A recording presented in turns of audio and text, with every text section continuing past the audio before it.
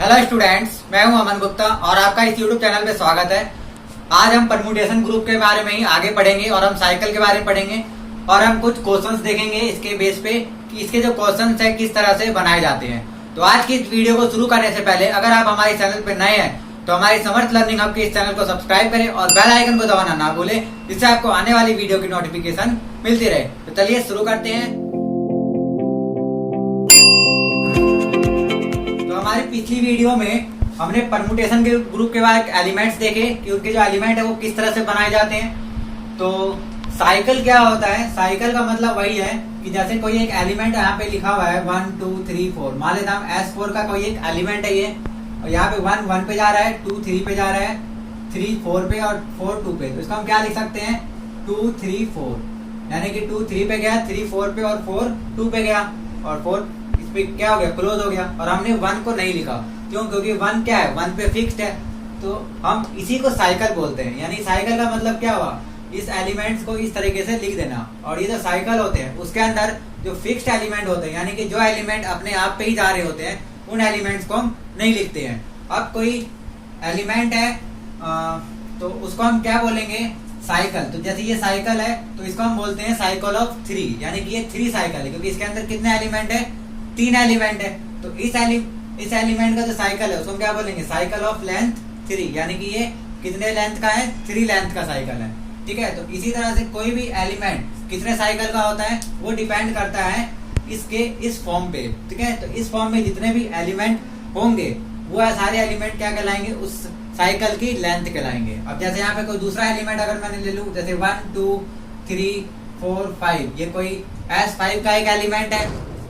ठीक है। तो S5 का एलिमेंट है, यहाँ पे 1 2 पे जा रहा है, 2 3 पे, 3 4 पे, 4 5 पे और 5 1 पे। तो इसको हम क्या लिख सकते हैं? 1 2 3 4 5, क्योंकि 1 2 पे जा रहा है, 2 3 पे, 3 4 पे, 4 5 और 5 किस पे जा रहा है? 1 पे। तो क्लोज हो गया। तो यहाँ पे सारे के सारे एलिमेंट लिखा गए। तो इसको हम क्या बोलेंगे? Cycle of length 5।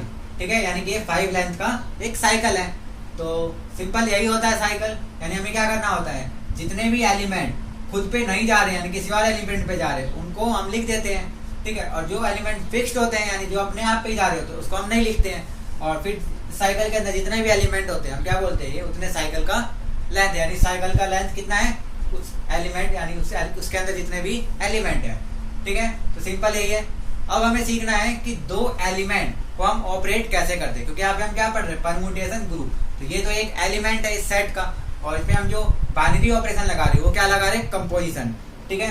तो दो एलिमेंट, अगर किसी भी एक सेट के दो एलिमेंट किस तरह से ऑपरेट होते हैं दूसरे से, आइए सीखते हैं। तो क्योंकि ये एक फंक्शन है तो हम मान लेते हैं कोई एक सब ग्रुप, हम एक ग्रुप ले रहे हैं S3। ठीक है।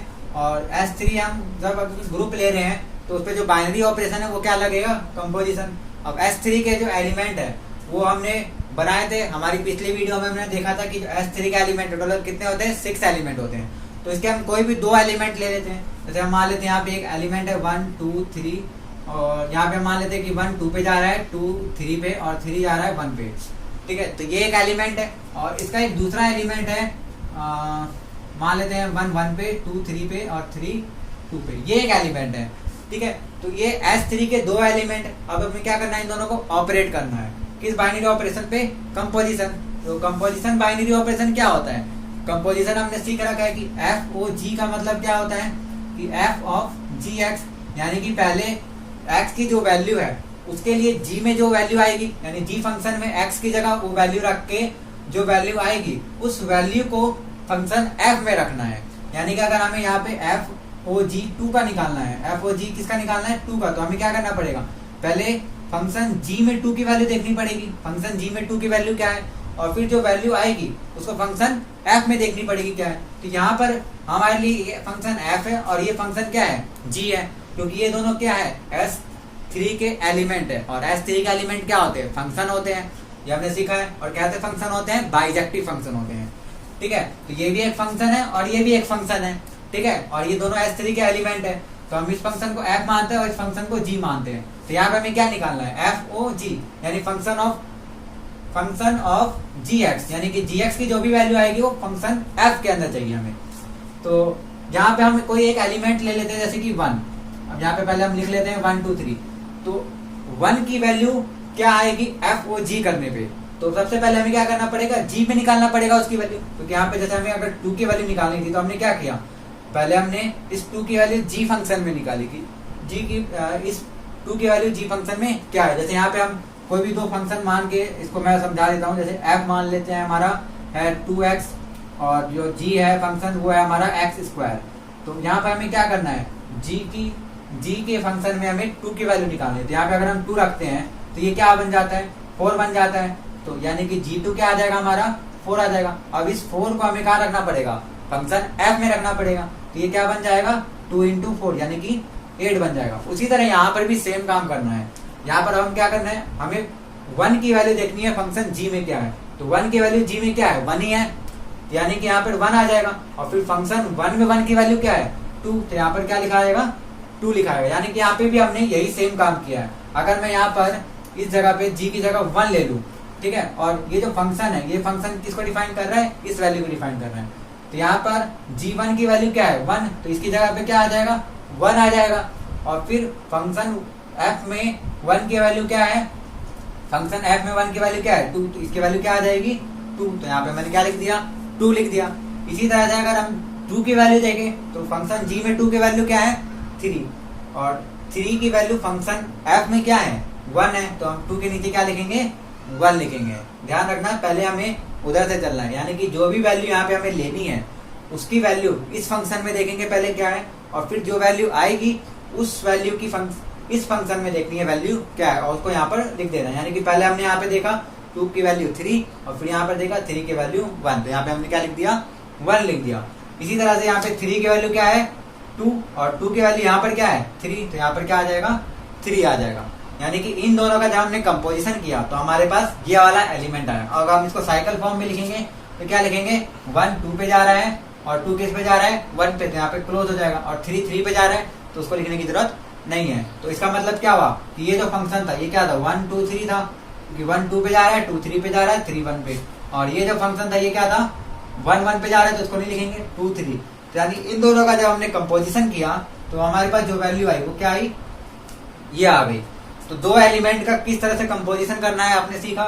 से बेसिकली बस हमें करना क्या है, सबसे पहले तो हमें ऊपर वो सारे एलिमेंट लिख देने हैं जिस भी सेट का वो एलिमेंट है। यानी S3 का है तो यहाँ पे 3 तक हमने लिख देना है, S4 का है तो 4 तक लिख देना है। फिर क्या करना क्या है बारी बारी, यानी कि जब 1 है तो हमें बाद वाले फंक्शन में देखना है कि 1 की वैल्यू किस पे जा रही है, और फिर जिस पे जा रही होगी यानी कि जो वैल्यू आएगी फिर उस एलिमेंट की वैल्यू देखनी है कि इस फंक्शन में वो कहाँ पे जा रही है, और जो आएगा उसको यहाँ पर लिख देना है। जैसे यहाँ 1 1 पे जा रहा था तो फिर यहाँ पे 1 2 पे जा रहा था, यहाँ पे हमने 2 पे लिख दिया।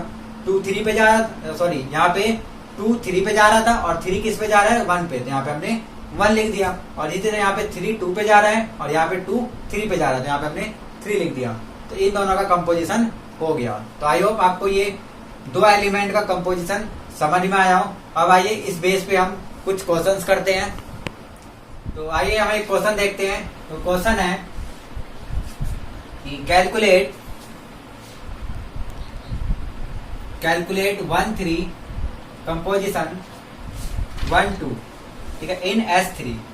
तो ये दो एलिमेंट है S3 के, ठीक है, S3 के ये दो एलिमेंट है। इन दोनों को क्या करना है हमें ऑपरेट करना है। कौन से बाइनरी ऑपरेशन, कंपोजिशन लगा के।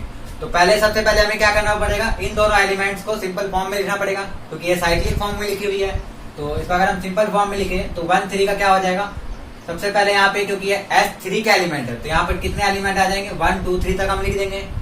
और फिर देखेंगे कि 1 किस पे जा रहा है, यहाँ पे 1 किस पे जा रहा है 3 पे, तो यहाँ पे हम क्या लिख देंगे 3। और 3 किस पे जा रहा है 1 पे, तो 3 के नीचे क्या लिख देंगे हम 1। और यहाँ पे 2 नहीं लिखा हुआ, इसका मतलब क्या हुआ कि जो 2 है वो 2 पे ही जा रहा है। और इसका कंपोजिशन किसके साथ करना है हमें 1 2 के साथ, यानी कि यहाँ पर भी हम 1 2 3 लिखेंगे।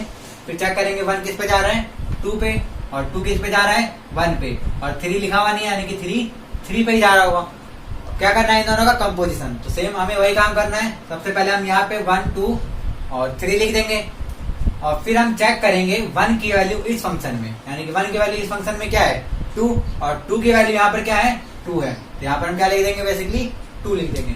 फिर 2 की वैल्यू यहाँ चेक करेंगे तो 2 की वैल्यू यहाँ पे क्या है 1, और 1 की वैल्यू यहाँ पर क्या है 3, तो यहाँ पर हम क्या लिख देंगे 3। और फिर 3 की वैल्यू यहाँ चेक करेंगे तो 3 और 3 की वैल्यू यहाँ पर क्या है 1, तो यहाँ पर हम क्या लिख देंगे 1। तो ये क्या बन जाएगा, ये आ जाएगा हमारा 1 2 और 2 किस पे गया 3 पे और 3 1 पे, यहाँ पर क्लोज। यानी कि जब हमने इन दोनों का कंपोजिशन किया 1 3 और कंपोजिशन किया हमने इसका 1 2 के साथ, तो हमारे पास जो एलिमेंट आया वो क्या आया 1 2 3।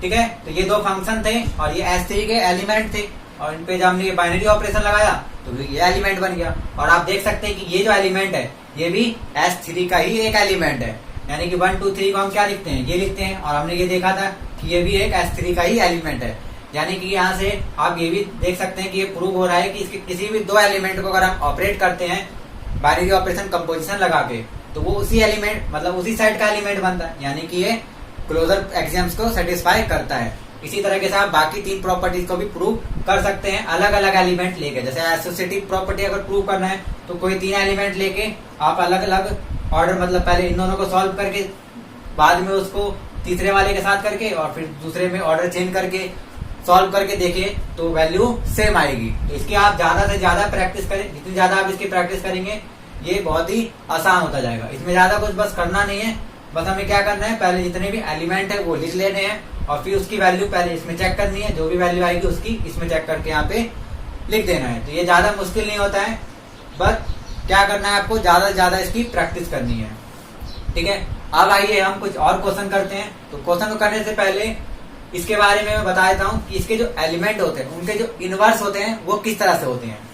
तो इनवर्स किस तरह से होते हैं, यानी कोई भी अगर एलिमेंट लिखा हुआ है 1 2 3, ठीक है 1 2 3 लिखा हुआ है, इसका मतलब क्या हुआ कि इसको हम किस तरह से लिख सकते हैं 1 2 3, यानी 1 किस पे जा रहा है 2 पे और 2 किस पे जा रहा है 3 पे और 3 किस पे जा रहा है 1 पे। तो इसको हमने इस तरीके से लिख लिया। अब क्या करना है हमें इसका इनवर्स करना है, यानी कि एक फंक्शन है और इसका एक एलिमेंट है तो इसका एक इनवर्स भी होगा। तो इसका जो इनवर्स होगा यानी हम मान लेते हैं कि ये एक फंक्शन f है, ठीक है हम मान लेते हैं कि ये एक f है, तो जो हमारा f इनवर्स आएगा यानी इस एलिमेंट का इनवर्स वो क्या होगा, बेसिकली कुछ नहीं करना, बस जो इनके रोज है उसको हमें इंटरचेंज कर देना है, यानी कि जो नीचे वाला रो है उसको ऊपर कर देना है और ऊपर वाले रो को नीचे कर देना है। तो यहाँ पर ये क्या बन जाएगा 2 3 1 और ये आ जाएगा 1 2 3, बस। तो ये एक एलिमेंट आ गया और ये क्या है f इनवर्स है। इसको अगर आप सीधे लिख सकते हैं तो इसको जो 1 वाले वैल्यू है इसको आप पहले लिख लेते हैं, यानी कि 1 किस पे जा रहा है 3 पे, इसको हमने पहले लिख दिया और 2 1 पे और 3 2 पे, यानी कि ये और ये सेम है। यानी कि यहाँ पे जो कॉलम है आगे पीछे करने पे वैल्यू चेंज नहीं होती है। अगर हम रो चेंज कर दे तो वैल्यू चेंज हो सकती है, लेकिन कॉलम को आगे पीछे करने पे वैल्यू चेंज नहीं होती है। क्यों नहीं होती है, क्योंकि यहाँ पे 1 3 पे जा रहा था और यहाँ पर भी 1 3 पे ही जा रहा है, बस उसको हमने पहले लिख दिया तो उससे कोई फर्क नहीं पड़ता है। ठीक है, तो यानी कि ये वाला एलिमेंट और ये वाला एलिमेंट सेम है। और अगर हम इसको साइक्लिक फॉर्म में लिखे तो क्या लिख सकते हैं 1 3 पे गया है तो 1 3 और 3 किस पे गया है 2 पे, तो 3 के बाद 2 लिख दिया और 2 किस पे जा रहा है 1 पे जा रहा है, तो इसको हमने इस फॉर्म में लिख दिया। और यहाँ से अगर हम इसको बनाते हैं तो इसको हम किस तरीके से बना सकते थे, जैसे यहाँ पे 2 किस पे जा रहा है 1 पे और 1 किस पे जा रहा है 3 पे और 3 किस पे जा रहा है 2 पे। तो ये और ये भी अलग अलग नहीं है, दोनों सेम ही है क्योंकि दोनों सेम ही एलिमेंट से बनाए गए हैं, बस ये देखने में अलग अलग रहे हैं। ये 1 3 2 है और ये 2 1 3 है, लेकिन ये चेंज नहीं है। बस आपको यहाँ पर देखना क्या है, यहाँ पे 1 3 पे जा रहा है ना, तो यहाँ पे 1 कहाँ जा रहा है 3 पे ही जा रहा है। यहाँ 3 किस पे जा रहा है 2 पे, तो यहाँ पर 3 किस पे जा रहा है 2 पे ही जा रहा है। इसी तरह यहाँ पे 2 किस पे जा रहा है 1 पे और यहाँ पर भी 2 1 पे जा रहा है, यानी कि सेम प्रोसेस, यानी कि सेम मेथड, हमने सेम तरीके से इन एलिमेंट्स को दूसरी जगह भेजा, यानी कि फंक्शन तो वही है, बस उसको लिखने का तरीका अलग अलग हो गया। तो ये अलग अलग एलिमेंट नहीं होंगे, एक ही एलिमेंट होंगे। और आप ये भी देख सकते हैं कि जब हमने इस एलिमेंट का इनवर्स निकाला तो ये जो एलिमेंट आया ये भी एक S3 का ही एलिमेंट है, यानी कि ये जो एलिमेंट है ये S3 के अंदर ही आता है, ये हमने देख रखा है क्योंकि हमने इसके टोटल 6 एलिमेंट्स हमने देखे थे किस तरह से होते हैं, तो ये एलिमेंट भी इसके अंदर आ गया। तो इसी तरह आप इसके किसी भी एलिमेंट का इनवर्स करते हैं तो वो इसी सेट के अंदर आ जाएगा। तो इनवर्स वाली एग्जाम्स भी यहाँ पे सेटिस्फाई हो जाती है। और आइडेंटिटी तो हमने पहले ही सेटिस्फाई कर रखी है कि जो S मतलब जो परम्यूटेशन ग्रुप होता है उसके अंदर आइडेंटिटी क्या होती है, ये तो S3 का जो आइडेंटिटी एलिमेंट है वो क्या हो जाएगा, ये हो जाएगा, यानी 1 1 पे 2 2 पे और 3 3 पे। तो हर सब मतलब जितने भी परम्यूटेशन ग्रुप होते हैं सब में आइडेंटिटी एलिमेंट क्या होते हैं जो अपने आप पे ही जाते हैं। तो यहाँ से आप ये भी एक तरह से प्रूव हो गया कि जो परमुटेशन, ये जो S3 है एक परमुटेशन ग्रुप है, किस पे, कंपोजिशन O पे, यानी कि जो बाइनरी ऑपरेशन है कंपोजिशन, इस पे ये क्या बनता है, सेट एक ग्रुप बन जाता है। और ग्रुप हम क्या बोलते हैं, परमुटेशन ग्रुप। तो हमने इसके कुछ क्वेश्चंस भी देखे और इस पे ये बाइनरी ऑपरेशन किस तरह से, यानी जो कंपोजिशन है दो एलिमेंट पे किस तरह से लगता है, और इसका हम इनवर्स किस तरह से निकालते हैं किसी भी एलिमेंट का। तो इनवर्स निकालना बहुत ही आसान है, बस करना क्या, हमें जो रोज है उसको इंटरचेंज कर देना है, ऊपर वाले रो को नीचे और नीचे वाले रो को ऊपर कर देना है, बस। तो ये सिंपल तरीका है। तो आइए अब इनवर्स वाले पे हम एक क्वेश्चन कर लेते हैं। तो आइए एक क्वेश्चन देखते हैं। तो क्वेश्चन है कि right the inverse of the following in S3, ठीक है, right the inverse of the following in S3, ठीक है। S3 में इन सब के हमें इनवर्स निकालने हैं। तो दो एलिमेंट हमें दिए हुए हैं, फर्स्ट है 1 2 और जो सेकंड है वो है 1 3 2, ठीक है। इन दोनों में क्या करना है, हमें इस S3 के अंदर इनवर्स निकालना है और इसके साथ ही हमें एक शो करना है, सो दैट 1 2 कंपोजिशन 1 3 2 और इस पूरे का inverse is equal to is not equal to 1 2 का इनवर्स और कंपोजिशन 1 3 2 का इनवर्स। यानी सिंपल हमें यहाँ पे क्या दिखाना है, किसी भी दो एलिमेंट का अगर हम कंपोजिशन करें और उसका इनवर्स करें और अगर उन दोनों का अलग अलग इनवर्स करके कंपोजिशन करें तो जो वैल्यू आती है वो बराबर नहीं आती है, ठीक है। तो सबसे पहले हमें इसका इनवर्स निकालना पड़ेगा।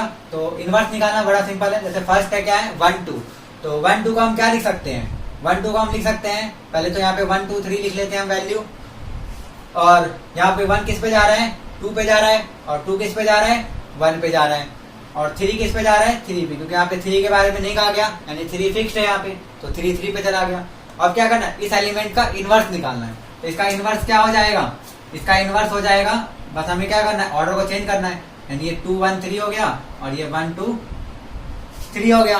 तो इसका जो इनवर्स है वो क्या आ गया, ये।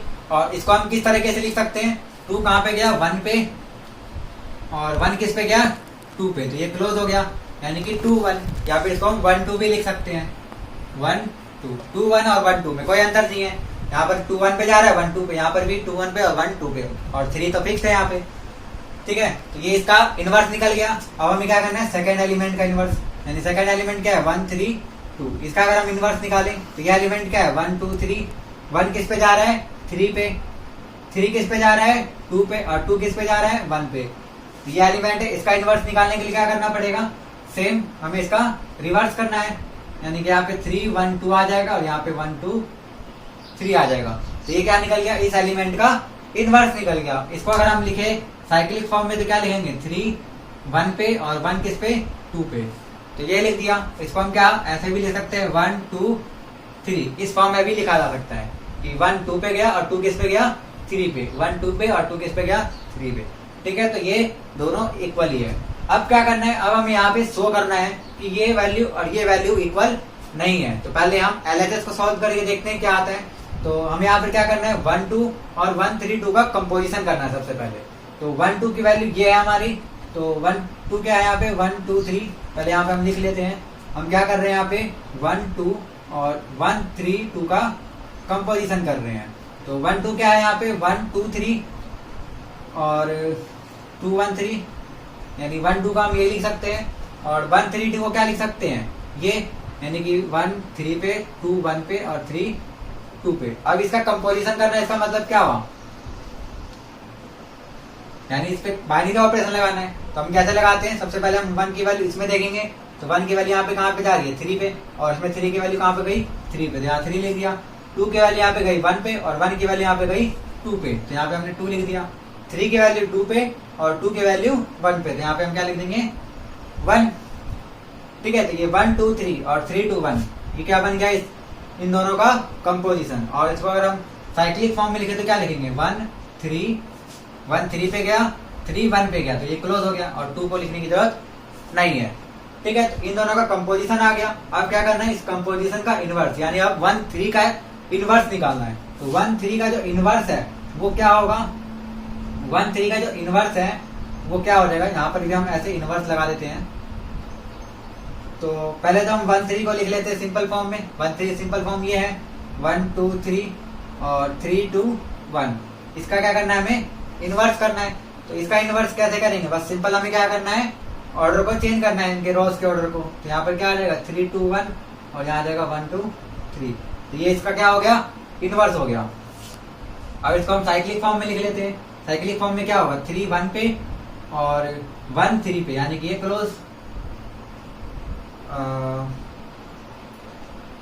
2 2 पे था और इसमें 2 2 पे ही है। हाँ, यानी कि 1 3 का जो इनवर्स एलिमेंट आया वो क्या आया, 3 1 आ गया, यानी कि वो खुद ही आ गया, क्योंकि 1 3 और 3 1 में कोई अंतर नहीं है।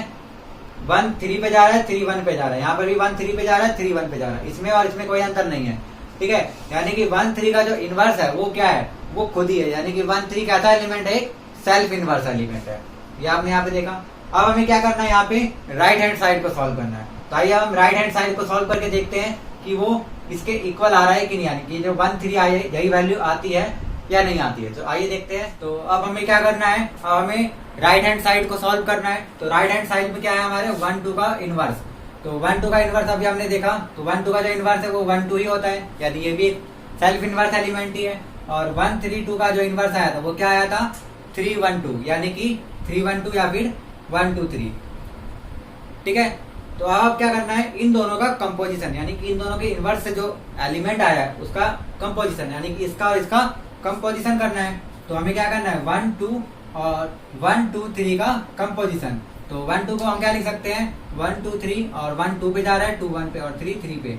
और कंपोजिशन किसके साथ करना है, 1 2 3 के साथ, यानी कि 1 2 3 का मतलब क्या हुआ, 1 2 पे 2 3 पे और 3 1 पे। और इन दोनों का जब हम कंपोजिशन करते हैं तो जो एलिमेंट आएगा वो क्या आएगा। तो यहाँ पर हम क्या करेंगे, पहले 1 2 3 लिख देंगे। इसके बाद हम देखेंगे 1 की वैल्यू इस फंक्शन में कहाँ जा रही है, 2 पे, और 2 की वैल्यू यहाँ पे कहाँ जा रही है, 1 पे। तो यहाँ पे 1 आ जाएगा। 2 की वैल्यू यहाँ पे कहाँ जा रही है, 3 पे, और 3 की वैल्यू यहाँ पे कहाँ जा रही है, 3 पे, तो यहाँ 3 आ जाएगा। 3 की वैल्यू यहाँ पे 1 पे और 1 की वैल्यू यहाँ पे 2 पे, तो यहाँ पे क्या आ जाएगा, 2। तो ये जो एलिमेंट है ये क्या बन जाएगा, 2 3, यानी कि 1, क्योंकि फिक्स हो गया तो 1 लिखने की जरूरत नहीं है, तो हम क्या लिखेंगे इसको, 2 और 3। तो यहाँ से हमने देखा कि जब हमने लेफ्ट हैंड साइड को सॉल्व किया तो हमारे पास वैल्यू आई 3 1, और जो राइट हैंड साइड को हमने सॉल्व किया तो हमारे पास वैल्यू आई 2 3, यानी कि ये और ये वैल्यू इक्वल नहीं है। तो इससे ये प्रूव हो गया कि ये और ये वैल्यू जो है इक्वल नहीं आएगी। तो याद रखें, कभी भी दो एलिमेंट का कंपोजिशन करके अगर हम उसका इन्वर्स करें और अलग अलग इन्वर्स करके कंपोजिशन करें तो कभी भी वैल्यू बराबर नहीं आएगी परम्यूटेशन ग्रुप में। तो ये एक तरह से एक थ्योरम भी बन गया। ठीक है, तो इस क्वेश्चन की मदद से आपने सीखा कि दो एलिमेंट को किस तरह से हम ऑपरेट करते हैं और किस तरह से हम उसका इन्वर्स निकालते हैं। ठीक है, तो इससे आपको ये भी चीज पता चली कि जो दो साइकिल वाले एलिमेंट होते हैं, यानी कि इसकी लेंथ 2 होती है, वो हमेशा क्या होते हैं, सेल्फ इन्वर्स होते हैं। यानी कि जैसे यहाँ पे 1 2 क्या आया था, सेल्फ इन्वर्स। इसी तरह से जो 1 3 आया था वो भी एक सेल्फ इन्वर्स एलिमेंट था। तो जितने भी दो साइकिल वाले, यानी जिस साइकिल की लेंथ 2 होती है वो सारे के सारे एलिमेंट कैसे होते हैं, सेल्फ इन्वर्स एलिमेंट होते हैं। यानी कि अगर उनका इन्वर्स करेंगे तो वही एलिमेंट आ जाएगा। ठीक है, लेकिन 2 से ज्यादा वाले जो एलिमेंट होते हैं, यानी साइकिल होते हैं, जैसे 3 साइकिल वाले, 4 साइकिल वाले, वो सेल्फ इन्वर्स नहीं होते हैं। ठीक है, तो यहाँ से आपको इस क्वेश्चन की मदद से परम्यूटेशन ग्रुप के बारे में अच्छे से समझ में आया होगा। परम्यूटेशन ग्रुप के एलिमेंट्स को किस तरह से ऑपरेट करते हैं, किस तरह से इनका इन्वर्स निकाला जाता है, ये सब समझ में आया होगा। तो अगर आपको ये वीडियो पसंद आई हो तो प्लीज लाइक कर दे, और अगर आप हमारे चैनल पर नए हैं तो हमारे समर्थ लर्निंग हब के इस चैनल को सब्सक्राइब करें और बेल आइकन को दबाना ना भूलें, जिससे आपको आने वाली वीडियो की नोटिफिकेशन मिलती रहे। हमारी आने वाली वीडियो में हम अब सब ग्रुप और नॉर्मल ग्रुप और होमोमॉर्फिज्म, आइसोमॉर्फिज्म के बारे में भी पढ़ेंगे। तो आप हमारे साथ बने रहे। Thank you.